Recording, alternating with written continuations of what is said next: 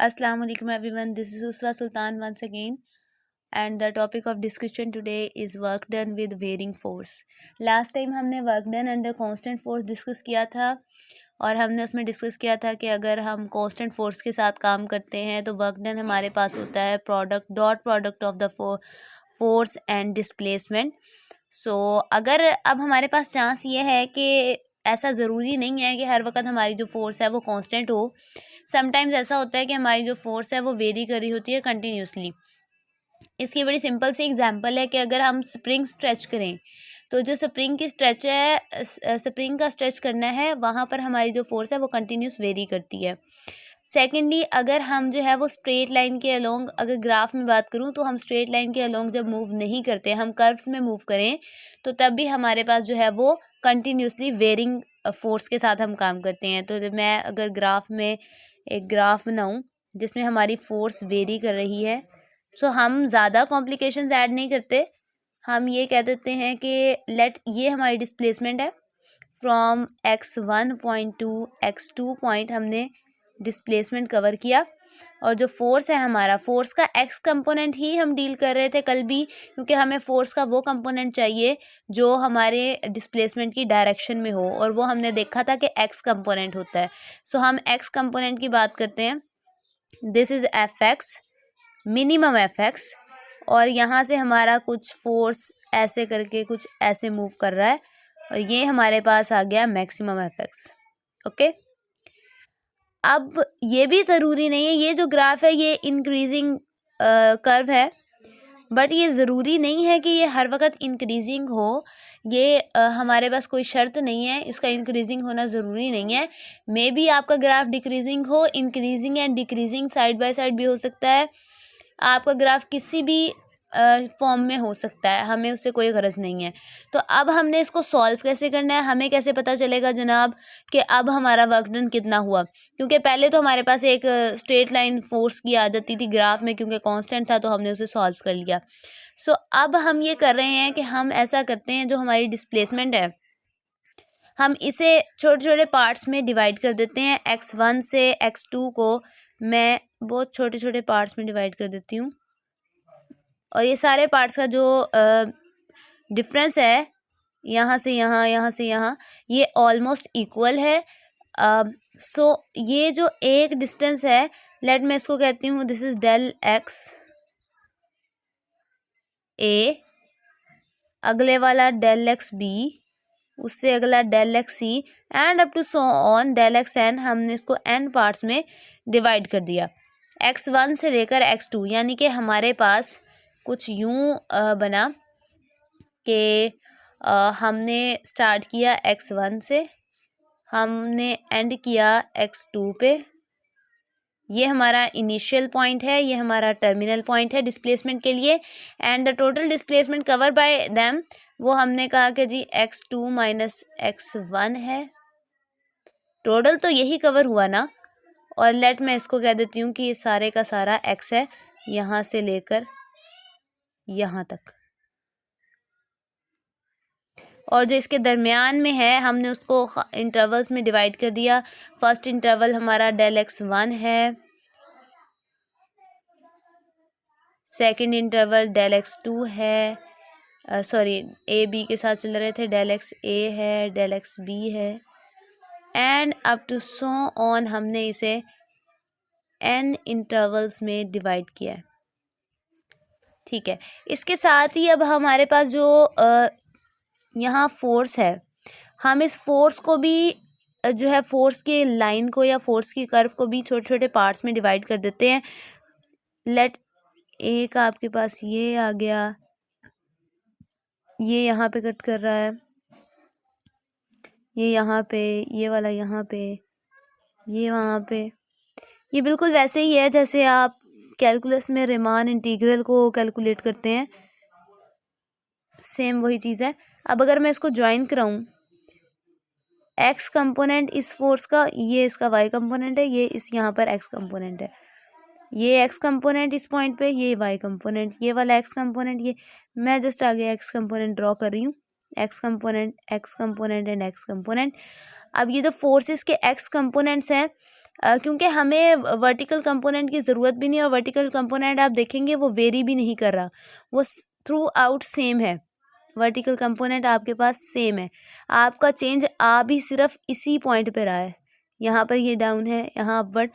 तो अब हमारे पास हमें ज़रूरत भी सिर्फ एक्स कंपोनेंट की है, सो हम एक्स कंपोनेंट का ये वाला जो एक्स कंपोनेंट है हम इसका नाम रखते हैं, क्योंकि सेगमेंट डेल एक्स ए में था तो हम इसका नाम एफ ए एक्स रख लेते हैं, इस वाले का फिर f b x and up to so on, last one है इसका नाम एफ एन एक्स होगा।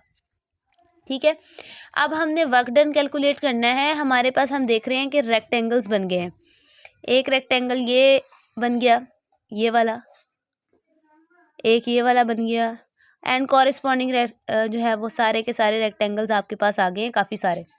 तो हम हर रेक्टेंगल पे वर्क डन अलग कैलकुलेट करेंगे और हम ये अज्यूम कर लेते हैं कि ये इतना छोटा इंटरवल है कि इसके दौरान जो फोर्स है वो अप्रोक्सीमेटली कांस्टेंट है, क्योंकि हमें जो फोर्स चाहिए, ये जो लाइन हमने ऊपर लगाई है स्ट्रेट लाइन, इसका भी लगाने का यही मकसद है कि हम यहाँ पर फोर्स को कांस्टेंट कंसीडर करना चाहते हैं। हमें जो वर्क डन कैलकुलेट करना आता है वो अंडर कांस्टेंट फोर्स कैलकुलेट करना आता है। तो हमने इसको काफ़ी सारे सेगमेंट्स पे डिवाइड कर लिया अपने ग्राफ को, और उसके बाद हमने जो है वो जो डिस्प्लेसमेंट के बहुत सारे सेगमेंट बनाए और हमने ये कंसीडर किया कि जो एक सेगमेंट है वो इतना छोटा है कि उस सेगमेंट के अंदर जो हमारी फोर्स है वो कांस्टेंट आती है। ठीक है, तो अब हम वर्क डन कैलकुलेट करते हैं। अगर इस फर्स्ट सेगमेंट में आप वर्क डन कैलकुलेट करेंगे तो डिस्प्लेसमेंट कवर हुई है डेल एक्स ए और फोर्स अप्लाई हुई है एफ ए एक्स। तो मैं अगर डब्ल्यू ए कैलकुलेट करती हूँ, यानी कि ए वाला जो आपका सेगमेंट है उसमें वर्क डन कितना आया है, सो वर्क डन आपके पास आएगा फोर्स इंटू डिस्प्लेसमेंट, फोर्स यहाँ पे एफ ए एक्स अप्लाई हुआ और डिस्प्लेसमेंट आपके पास डेल एक्स ए अप्लाई हुआ। ठीक है, ये आपके पास पहला आपका वर्क डन आ गया। अब आपने लेना है डब्ल्यू बी, यानी कि दूसरे वाले टर्म में, दूसरे रेक्टेंगल में, ये आपके पास आ गया f b x del x b. इसी तरह से आप थर्ड में कैलकुलेट कर लें and up to so on आप डब्ल्यू एन कैलकुलेट करें, f n x del x n. ये ऐसे ही चलता जा रहा था। अब हमारे पास यहाँ पर जो हमने कैलकुलेशंस की हैं, अब हमने पहले जब टोटल वर्क की बात की थी लास्ट टाइम, तो हमने कहा था कि जितनी भी फोर्सेस हैं आप उन सब के साथ वर्क कैलकुलेट करेंगे अलग अलग और बाद में उन सब को ऐड कर देंगे। तो सिमिलरली अब यहाँ पर भी जो टोटल वर्क डन इन सारी फोर्सेस के साथ, यानी कि इस पूरे कर्व के अंडर जो आपके पास वर्क डन आएगा, that is W is equal to W A plus W B plus W C plus so on plus W N. ये ज़रूरी ये भी नहीं है कि आपके पास ये किसी पॉइंट पे ख़त्म हो, अप टू इन्फिनिट भी ये जा सकता है, कोई ऐसा इशू नहीं है। सो डब्ल्यू, अब टोटल वर्क डन हमने कैलकुलेट करना है, डब्ल्यू f a x del x a f b x sorry del x b plus so on plus f n x del x n. So this is the total work done by varying force। ये जो force very कर रही थी इसके साथ ये total work done हमने calculate कर लिया। अब यहाँ पर एक चीज़ जो हमें नज़र आ रही है वो ये है कि जो हमारा वर्क डन अभी हमने कैलकुलेट किया है, अगर ये जो रेक्टेंगल्स हैं ये बहुत छोटे हो जाएं, क्योंकि हमारे पास हमें एक्यूरेसी के लिए वैल्यूज जितना छोटा इंटरवल हम लें उतना ज़्यादा बेहतर है, यानी कि हम इस रेक्टेंगल को जितना छोटा करते जाएंगे एक्यूरेसी का चांस उतना ज़्यादा है। तो हम इन रेक्टेंगल्स को छोटा करते जाते हैं और हम कहते हैं कि इनकी ये जो एन है ये एन अप्रोच कर रहा है इन्फिनिटी को, यानी कि जो हमारे पास सेगमेंट्स हैं वो बहुत छोटे हो चुके हैं और सेगमेंट्स की तादाद बहुत ज़्यादा हो चुकी है। तो सेगमेंट्स बहुत ज़्यादा तादाद में हैं, तो हम कहते हैं कि जी हम लिमिट अप्लाई करेंगे एन अप्रोचेज इन्फिनिटी, यानी कि जो आपके पास सेगमेंट्स हैं उनकी तादाद इन्फिनिटी को अप्रोच करेगी। तो अगर आप यहाँ पर देखें तो यहाँ पर समेशन चल रही है, W को मैं लिखूँ तो W हमारे पास समेशन है n varies from 1 to n, sorry मैं इसको r कर देती हूँ, r varies from 1 to n f r x del x r, a to n था, a to n, r varies from a to n f r x del x r, ये कुछ चल रहा है। अब आप जब इस पे लिमिट अप्लाई करेंगे तो अगर आपको इंटीग्रेशन की डेफिनेशन याद आए तो इंटीग्रेशन की डेफिनेशन में हम क्या करते हैं, हम समेशन पे लिमिट अप्लाई करते हैं तो हम वो इंटीग्रल में कन्वर्ट हो जाता है।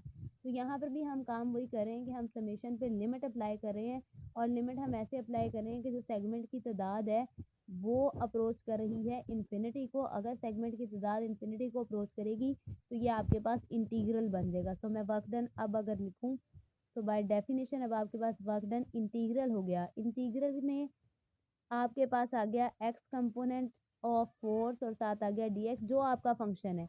आपके पास फंक्शन तो एक्स कंपोनेंट ही है क्योंकि जो चीज़ आपकी डिस्प्लेसमेंट है ना वो हमने कहा था कि वो वेरी तो कर रही है, पर वो हमारे पास इस तरह नहीं है कि आपके ग्राफ में अलोंग एक्स एक्सिस है वो तो, और जो चीज़ अलोंग एक्स एक्सिस है वो आपके पास जो है एक आपको पता है उस अमाउंट का, लेकिन जो एफ एक्स है बेसिकली फंक्शन ये है।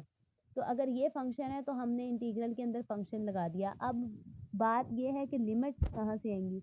आप देखें एफ एक्स जो है हॉरिजॉन्टल कंपोनेंट है फोर्स का, मूव कहाँ से कहाँ कर रहा है, ग्राफ में मूव कर रहा है x1 से लेकर x2 तक। तो हमारे पास लोअर पॉइंट x1 है तो लिमिट आपकी लोअर पॉइंट पे x1 आएगी और अपर पॉइंट पे x2 आएगी। ओके, ये अब आपके पास बन गई है फोर्स की डेफिनेशन।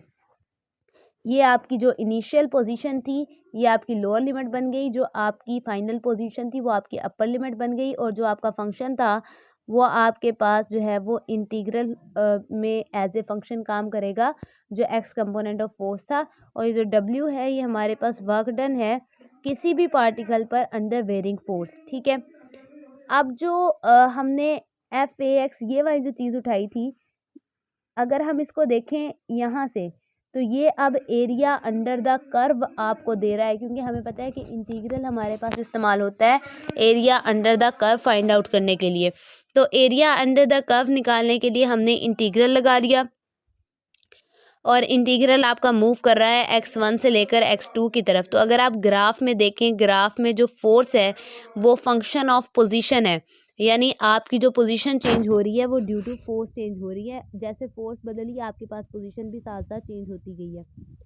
तो आपका जो वर्क डन होगा, टोटल वर्क डन होगा, तो वो बेसिकली होगा force in region, force is represented by the area under the curve between the initial and final position। ये जो टोटल वर्क है आपका, जो आपकी फोर्स है जिसके साथ आप काम कर रहे हैं, जो आपकी अंडर द कर्व इनिशियल और फाइनल पोजीशन के दरमियान में एरिया को रिप्रेजेंट करती है, वही फोर्स आपका फंक्शन बनाकर यहाँ पर आपके साथ काम करेगी और आपके वर्क डन इस फोर्स पे डिपेंड करेगा।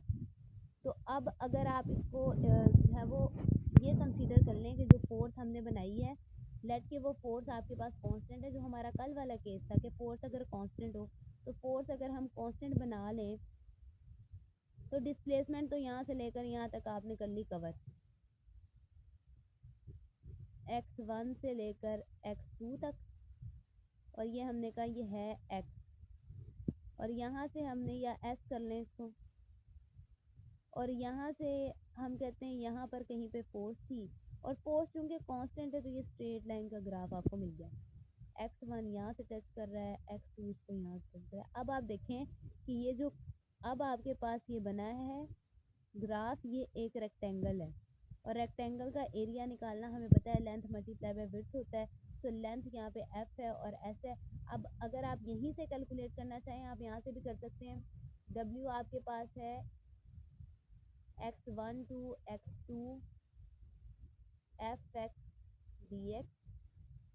अब जो x कंपोनेंट ये वाली चीज़ है ये तो कांस्टेंट है, वो हमने चूज ही इसको कांस्टेंट किया है, कांस्टेंट है तो इंटीग्रल से बाहर आ जाएगा। F x x1 to x2 dx। अब यहाँ पे आप इंटीग्रल अप्लाई कर दें, that is F x and this is x t x x from limit from x1 to x2.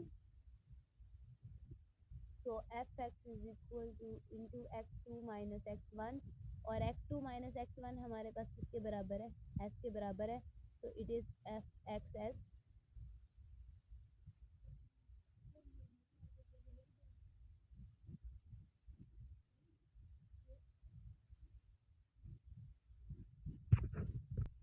तो हमारे पास जो वर्क डन आ गया वो आ गया फोर्स एंड डिस्प्लेसमेंट का डॉट प्रोडक्ट, और ये वही चीज़ है जो हमने कल बनाई थी. तो इसका मतलब है कि कांस्टेंट फोर्स अंडर अगर work done under constant force लेंगे तो तब भी हम इसी फॉर्मूले से उस चीज़ को सेटिस्फाई कर सकते हैं. अब हमारे पास यहाँ से फिर डेफिनेशन क्या आ रही है, यहाँ से हमारे पास डेफिनेशन ये आ रही है कि वर्क डन हमारे पास होता है product of the force and the displacement. वही डेफिनेशन है जो आपके पास कल बनी थी. सो आप इसको यूं भी कह सकते हैं कि work done is the product of force applied on entire displacement. ये भी इसकी एक डेफिनेशन हो सकती है. अब हम अपनी एग्जांपल में आते हैं कि जो एग्जांपल हमने दी थी कि अगर जो है वो स्प्रिंग हम स्ट्रेच करते हैं, तो वो जो स्प्रिंग हम स्ट्रेच कर रहे हैं वहाँ पर हमारी जो फोर्स है वो कांस्टेंट नहीं है. यानी कि आपके पास यहाँ एक स्प्रिंग था जस्ट लाइक दैट. आप इसको स्प्रिंग को स्ट्रेच कर रहे हैं यहाँ से इस साइड पे, और अगर आप स्प्रिंग को स्ट्रेच कर रहे हैं, आप इस पर फोर्स अप्लाई कर रहे हैं और ये फोर्स आपके पास कांस्टेंट नहीं है. पहली चीज़ ये कांस्टेंट है कैसे नहीं. आप स्प्रिंग को होल्ड करके रखें एक साइड से, इस साइड से आपने स्प्रिंग को होल्ड कर दिया, मतलब यहाँ पे तो अब आप फोर्स नहीं लगा रहे, यहाँ पे एक ही दफ़ा फोर्स लगेगी. जितनी फोर्स आपने यहाँ लगाई है उतनी ही मैग्नीट्यूड में, उतनी ही और डायरेक्शन में उसके ऑपोजिट आप फोर्स लगाएंगे इस साइड को और इसे स्ट्रेच करेंगे. अब जैसे ही आप इसको स्ट्रेच करेंगे इलोंगेशन होगी, स्प्रिंग है इसमें स्ट्रेच हो जाना है. और अगर स्प्रिंग हार्ड होगा तो जाहिर है आपको ज़्यादा फोर्स लगाने की ज़रूरत है. अगर स्प्रिंग जो है वो सॉफ्ट है तो आपकी थोड़ी सी फोर्स से भी वो स्ट्रेच हो जाएगा. लेकिन जितना स्ट्रेच आपको इसे ज़्यादा करना है उतनी ही ज़्यादा फोर्स आप लगाते जाएंगे, और जितनी हर लम्हे आपकी जो फोर्स है वो बढ़ रही है. आप हर पॉइंट पे फोर्स को बढ़ा रहे हैं ताकि आपका जो स्प्रिंग है वो इलास्टिक है या जैसे भी है तो वो स्ट्रेच करेगा, वो स्ट्रेच कर सके. या आप जो है वो उसे कंप्रेशन में भी लगा सकते हैं कि आप कंप्रेस कराना चाह रहे हैं तो आपकी जो फोर्स है वो हर टाइम पे चेंज होती है. तो अगर हर टाइम पे फोर्स चेंज हो रही है तो इसका मतलब है कि फोर्स आपकी वेरी कर रही है. ठीक है जी. तो अब अगर फोर्स वेरी कर रही है तो हमने कहा कि एक साइड से तो फिक्स कर लिया, मतलब यहाँ से फोर्स ने इंक्रीज करना है, फोर्स का एक्स कंपोनेंट हम लेंगे. तो अब अगर फोर्स के एक्स कंपोनेंट की बात करें तो वो डायरेक्टली प्रोपोर्शनल होगा इसकी डिस्प्लेसमेंट के. अब स्प्रिंग डायरेक्टली प्रोपोर्शनल होगा कैसे, जैसे आपने ये फोर्स ज़्यादा करनी है साथ ही इसकी डिस्प्लेसमेंट बढ़ जानी है, क्योंकि स्प्रिंग इलास्टिक होता है.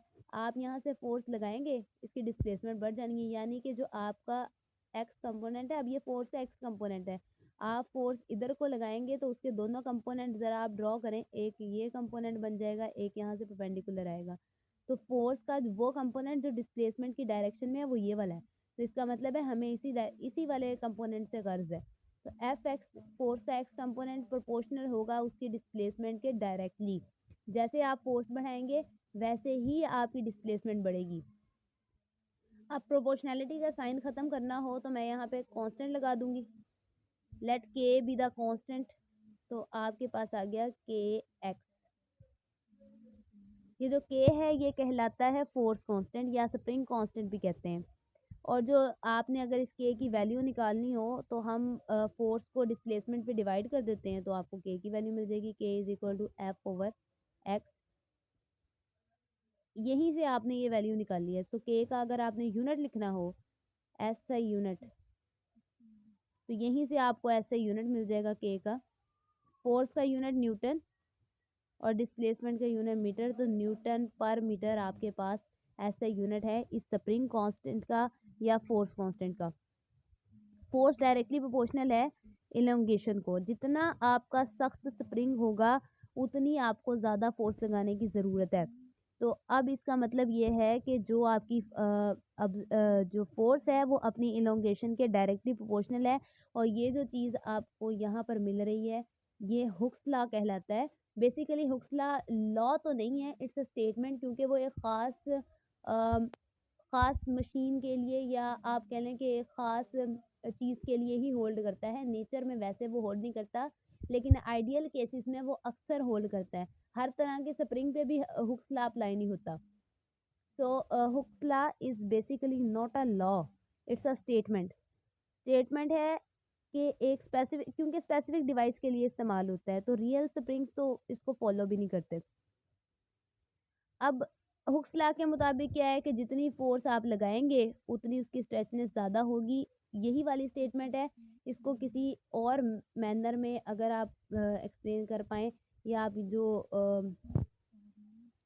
ये हम बना रहे हैं statement, that is known as Hooke's law. ठीक है जी। उसके बाद अब आपने स्प्रिंग को स्ट्रेच कर लिया, तो उसके दोनों एंड्स पे हमने जो फोर्स लगाई थी वो आपस में बराबर भी थी और ऑपोजिट भी थी।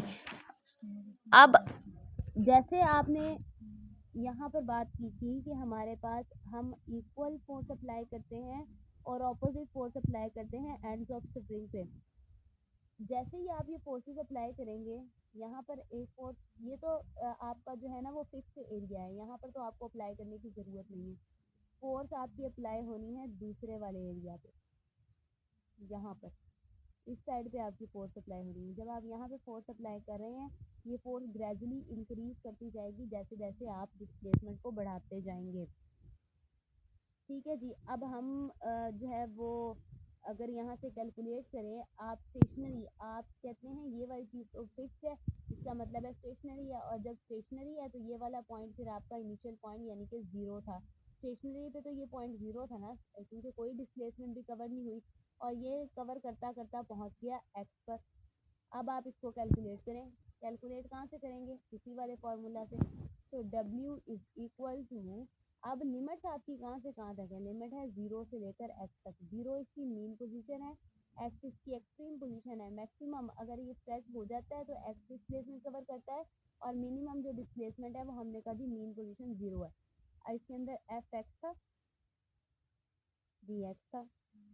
अब एफ एक्स की वैल्यू यहाँ से उठा के के एक्स है, तो हम यहाँ पे पुट कर देते हैं W is equal to 0 to x k x d x. Integration apply कर दें, k x square over 2 from 0 to x. Limits apply करेंगे, k x square over 2 minus के 0 ओवर 2 का स्क्वायर। ये तो ख़त्म हो गया क्योंकि 0 है, तो आपके पास बचा क्या? वर्क डन हमारे पास आ गया 1/2 के एक्स स्क्वायर। अब यहाँ से हमारे पास जो 2 पॉइंट आ रहे हैं वो ये, हम ये कह सकते हैं कि जो वर्क डन है, क्योंकि वर्क होता है फोर्स एंड डिस्प्लेसमेंट, इसको मैं थोड़ा सा अगर ओपन करके लिखूँ तो दैट इज़ 1/2 के एक्स को अलहदा लिख देती हूँ और एक्स को अलहदा लिख देती हूँ, क्योंकि हमें ये पता है कि डिस्प्लेसमेंट एक्स है। तो इसका मतलब है कि यहाँ पर जो फोर्स अप्लाई हो रही है वो ये है बेसिकली हाफ के एक्स, और ये फोर्स मल्टीप्लाई हो रही है डिस्प्लेसमेंट के साथ। और जो टोटल वर्क है, अब ये जो टोटल वर्क है ये प्रोपोर्शनल है to the square of displacement. दूसरा रिजल्ट जो आपको यहाँ से मिल रहा है वो ये वाला, कि ये जो आपने निकाली है वर्क डन निकाला है, ये स्क्वायर ऑफ डिस्प्लेसमेंट के डायरेक्टली प्रोपोर्शनल है। यानी जैसे ही अगर आप किसी आइडियल स्प्रिंग की बात करते हैं, तो आइडियल स्प्रिंग अगर आपको 2 सेंटीमीटर तक स्ट्रेच करना है, अब एक आइडियल स्प्रिंग है ऐसा कुछ, इसको आपको 2 सेंटीमीटर तक स्ट्रेच करना है, मुझे इसको 2 सेंटीमीटर पे स्ट्रेच करना है, तो मुझे कितना वर्क करने की ज़रूरत है? मुझे 4 टाइम्स ज़्यादा वर्क करने की ज़रूरत है जितना मैंने 1 सेंटीमीटर स्ट्रेच करने के लिए किया था। यानी कि अगर आपने 1 सेंटीमीटर स्प्रिंग को स्ट्रेच करने के लिए 1 जूल वर्क किया था, तो आपको 2 सेंटीमीटर स्प्रिंग को स्ट्रेच करने के लिए 4 जूल वर्क करने की ज़रूरत है।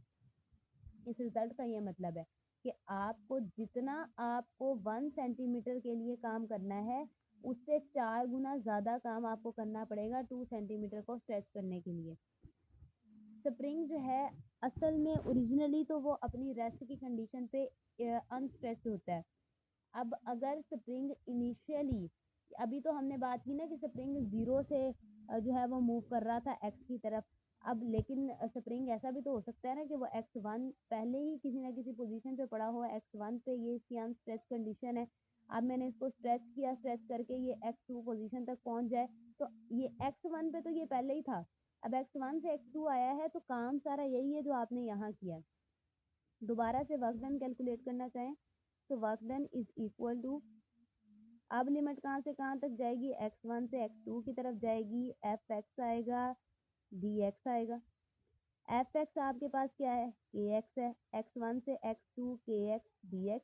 आप लिमिट अप्लाई कर इंटीग्रेशन अप्लाई करेंगे, दैट इज kx2 ओवर 2 फ्रॉम x1 to x2। Limits apply कर दें, मिलेगा क्या, kx2 का स्क्वायर ओवर 2 माइनस kx1 का स्क्वायर ओवर 2, जिसको आप लिख सकते हैं हाफ kx2 का स्क्वायर माइनस हाफ kx1 का स्क्वायर। तो ये आपके पास जी वर्क डन आता है अंडर वेरिंग फोर्स, या आपकी जो स्प्रिंग वाली एक पर्टिकुलर एग्जांपल हमने दी थी कि हमारे पास वहाँ पर जो फोर्स है वो वेरी कर रही है, तो उस केस में जब आपकी डिस्प्लेसमेंट x1 से लेकर x2 की तरफ जा रही हो तो आपके पास टोटल वर्क डन ये वाला आता है। अब हमने कहा कि अभी तो बात हम जो है वो स्ट्रेचनेस की कर रहे हैं, ये कंप्रेशन पे भी लग सकता है। अब कंप्रेशन पे कैसे लगेगा, कंप्रेशन में सिर्फ फ़र्क इतना पड़ना है कि यहाँ पे स्प्रिंग को हम स्ट्रेच कर रहे हैं तो फोर्स इस साइड को लग रही है in the direction of displacement.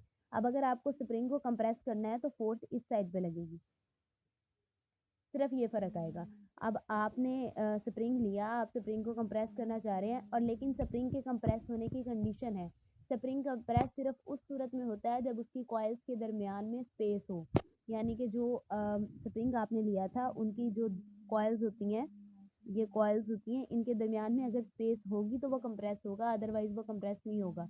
तो अगर आपने कंप्रेस करना है और वो हो सकता है कंप्रेस, तो वो बिल्कुल काम सारा वही है जो आपकी स्ट्रेचनेस का है, आप उसे जो है वो ऑपोजिट डायरेक्शन में प्रेस करेंगे तो वो आपको कंप्रेशन दे देगा। अब सवाल ये पैदा होता है कि जब हम कंप्रेशन करेंगे उस टाइम पे वर्क डन हमारा पॉजिटिव होगा तो कि नेगेटिव होगा। यहाँ तो वर्क डन आपका पॉजिटिव ही है, बट अब अगर आप जो है वो कंप्रेशन के केस में देखना चाहते हैं तो वर्क डन आपका, अब फोर्स इस साइड पे लग रही है, फोर्स इस साइड पे लग रही है, फोर्स का साइन हो गया नेगेटिव, फोर्स इधर लग रही थी, अब फोर्स इधर लग रही है।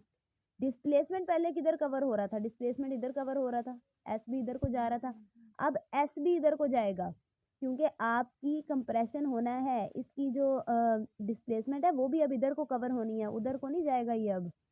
अब आना इस बीच में इधर को ही है, आपने फोर्स लगाई, ये कंप्रेस होके बिल्कुल यहाँ चला जाएगा मीन की तरफ, और अगर आप इसको छोड़ेंगे ये वापस इधर को मूव करेगा, यानी कि आप मूव करेंगे against the direction of displacement. तो आपके पास ये भी माइनस का हो गया, ये भी माइनस का, ये भी माइनस का, तो ओवरऑल वर्क डन फिर आपका हो गया पॉजिटिव। तो इसका मतलब है कि चाहे स्ट्रेचनेस हो, चाहे आपके पास कंप्रेशन हो, आपका जो वर्क डन है वो पॉजिटिव ही रहेगा। वर्क डन नेगेटिव होगा सिर्फ उस सूरत में कि अगर आप फोर्स आपकी जिस डायरेक्शन में लग रही है उसका एंगल आपकी डिस्प्लेसमेंट जिस डायरेक्शन में कवर हो रहा है उसके एंगल के साथ जो जो डिस्प्लेसमेंट जिस डायरेक्शन में कवर हो रहा है और जिस डायरेक्शन में फोर्स है, उनका आपस का जो एंगल है वो ग्रेटर देन 90 डिग्री हो। यहाँ पे ग्रेटर देन 90 डिग्री नहीं बना रहे। उसके बाद हमारे पास जो अगली चीज़ है कि हमें ये पता लगे कि कौन सा वर्क डन, अब हमने कल ये चीज़ डिस्कस की थी कि एक ही टाइम में दो वर्क डन लगते हैं, दो वर्क डन होते हैं, मतलब एक वर्क डन जो है वो एक ऑब्जेक्ट जो हमें पता होता है कि वो वर्क कर रहा है, लेकिन न्यूटन का थर्ड लॉ कहता है कि जो दूसरा ऑब्जेक्ट है वो उतनी ही फोर्स अप्लाई करता है, इसका मतलब है वो भी वर्क करता है। तो कौन वर्क कर रहा है इस मास स्प्रिंग सिस्टम में, तो और कौन किस पे वर्क हो रहा है और कौन वर्क कर रहा है। तो मास स्प्रिंग सिस्टम में जब आप स्ट्रेच करते हो और लेंथ में चेंज आता है, अगर आपने स्प्रिंग को स्ट्रेच किया और वो ओरिजिनली रिलैक्स था तो फिर आपका जो डिस्प्लेसमेंट है वो भी पॉजिटिव, आपका फोर्स भी पॉजिटिव, तो आपका वर्क डन भी पॉजिटिव। इसका मतलब है कि जो वर्क डन आपने किया है वो पॉजिटिव है। तो आप काम कर रहे हैं स्प्रिंग के ऊपर, और अगर जो वर्क स्प्रिंग आप पे, अब जाहिर है अगर आप स्प्रिंग पे फोर्स लगा रहे हैं तो स्प्रिंग भी आपके हाथ पे फोर्स लगा रहा है, उसकी फोर्स बहुत थोड़ी है, तो डेट्स वाई वो आपके हाथ को खींच नहीं पाता। बट अगर आप स्प्रिंग पे बहुत ज़्यादा स्ट्रेच स्प्रिंग, बहुत ज़्यादा हार्ड स्प्रिंग अगर आप यूज़ करें तो वो स्ट्रेच नहीं होता। तो अगर आप उसको स्प्रिंग को देखें जो बहुत ज़्यादा हार्ड होता है, आप उसे स्ट्रेच नहीं कर पा रहे, इसका मतलब क्या है कि आप जितनी फोर्स लगा रहे हैं उतनी ही फोर्स वो भी लगा पा रहा है, और अगर वो उतनी फोर्स आपके हाथ पे लगाए तो आप उसे मूव नहीं करा सकते। So the work then the spring does on your hand when you stretch it, वो नेगेटिव होगा, क्योंकि वो ऑपोजिट डायरेक्शन में होना है। अब अगर यहाँ से स्प्रिंग को आपने स्ट्रेच किया था तो वर्क डन हमने देखा वो पॉजिटिव था, आपने कंप्रेस किया था, वर्क डन हमने देखा वो पॉजिटिव था। पर अगर आप इसको जो है वो स्ट्रेच करेंगे तो अब जब हम स्ट्रेच कर रहे हैं, हम इस साइड को मूव कर रहे हैं, स्प्रिंग आपको इस साइड को मूव करा रहा है। जब स्प्रिंग इस साइड को मूव करा रहा है, वो खुद किधर मूव कर रहा है, मूवमेंट तो इसी साइड पे हो रही है, हाथ की मूवमेंट भी इसी साइड पे हो रही है।